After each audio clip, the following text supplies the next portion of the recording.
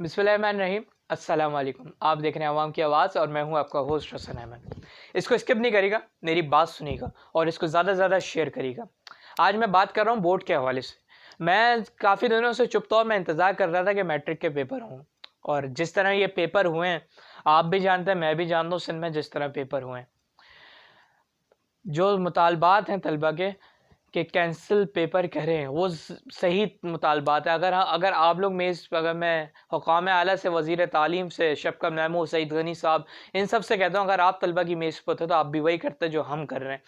क्योंकि आप देखें, जितना आप लोग कर सकते थे आपने किया, सिलेबस रिड्यूस किया, टाइम को आगे बढ़ा दिया, जितना आपके इख्तियार में था आप कर सकते हैं, हम मानते हैं ये।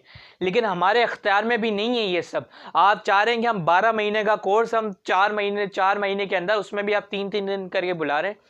आप ये भी जानते हैं कि पाकिस्तान गुर्बत की सतह में है, गुर्बत यानी गुर्बत में सबसे ज़्यादा, और इसमें ज़्यादातर स्टूडेंट्स के पास ना नेट की सहूलत है, ना मोबाइल की सहूलत है, एंड्रॉयड। तो आप ये ज़रा सोचें कि तलबा ने कैसे ऑनलाइन पढ़ाई करी होगी। और आप ये भी जानते हैं कि ज़्यादातर गरीब बच्चे ही होशियार होते हैं पढ़ने में, और वो आगे अपना फ्यूचर को ज़रा देख रहे होते हैं।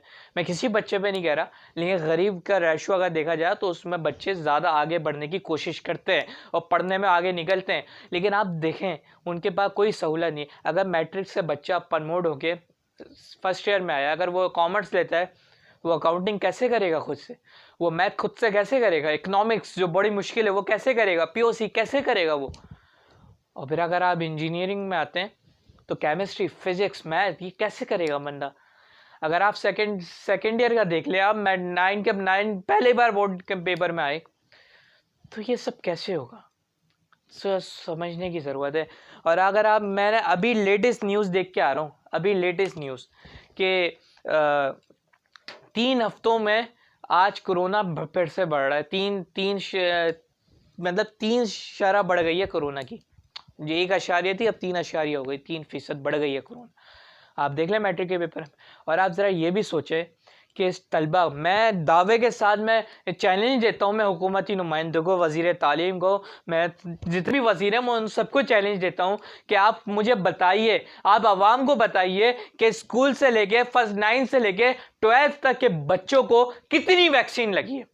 ज़रा ये बताइए कितनी वैक्सीन लगी है। मैं मानता हूँ साज़ा इकराम को लगी है, उनको लगनी भी चाहिए थी, और ये उन्हें लगी है, बहुत अच्छा काम हुआ है। अल्लाह उन्हें सलामत रखे, उनका साया हमारे सरों पर ताज़े सलामत रखे। लेकिन आप ज़रा सोचें, साज़ा इकराम बच्चों में इतने घुल मिलते नहीं है। क्यों? क्योंकि एक टीचर का रोब होता है, अलग होता है, मयार होता है, वो स्टूडेंट से ज़्यादा करीब नहीं होता। लेकिन स्टूडेंट्स आपस में ज़्यादा करीब होते हैं, जवान खून होता है, आपस में मिलते हैं, तफरियाँ करते हैं। तो ज़रा सोचें, 99% बच्चों को वैक्सीन नहीं लगी है, 99%, और उसमें आप बोर्ड का पेपर दिलवा रहे। ये मेन पॉइंट है, ये मेन चीज़ है कि हम 40 से 50 दिन में हम कैसे 12 महीने का कोर्स दे सकते हैं। उसमें भी आपने रिड्यूस सिलेबस कर दिया, फिर उसमें हम सेलेक्टेड सब्जेक्ट कर दिए। ये भी आप जितना आप कर सकते थे उतना आपने किया। लेकिन आप सोचें, ये हम कैसे कर सकते हैं? वैक्सीन 99% बच्चों को नहीं लगी है, 40 से 50 दिन का कोर्स। और उसमें ज़्यादा अगर आप देखें, सुसाइड रेशो भी बढ़ता है।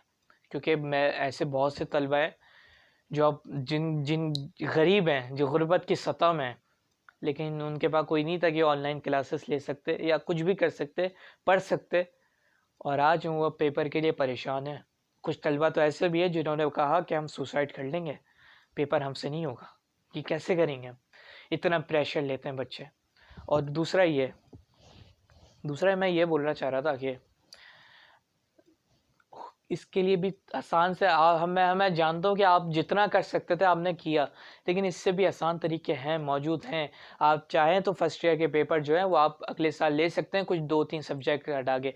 आप मैट्रिक 12th के लिए जो सेकेंड ईयर है, आप उसके लिए कोई आसान तरीका निकाल सकते हैं।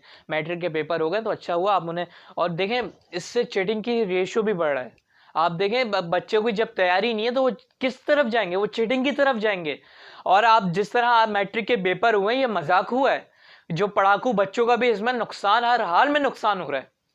तो ज़रा हमें सोचने की ज़रूरत है। मैं तलबा के हक़ में मैं इसलिए बोल रहा हूँ क्योंकि देखें, ये ज़रूरत है इस वक्त।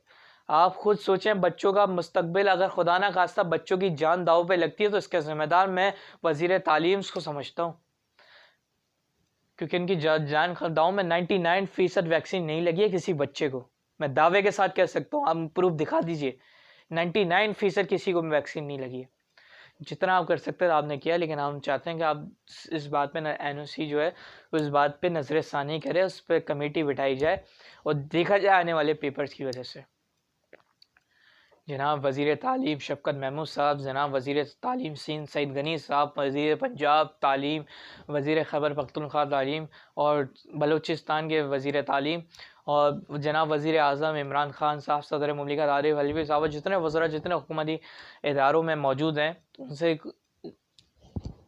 ये कर सकते हैं, गुजारिश है कि इस बात पर थोड़ी और नज़रसानी कर लें, कुछ और नया तरीका निकाल सकते हैं हम।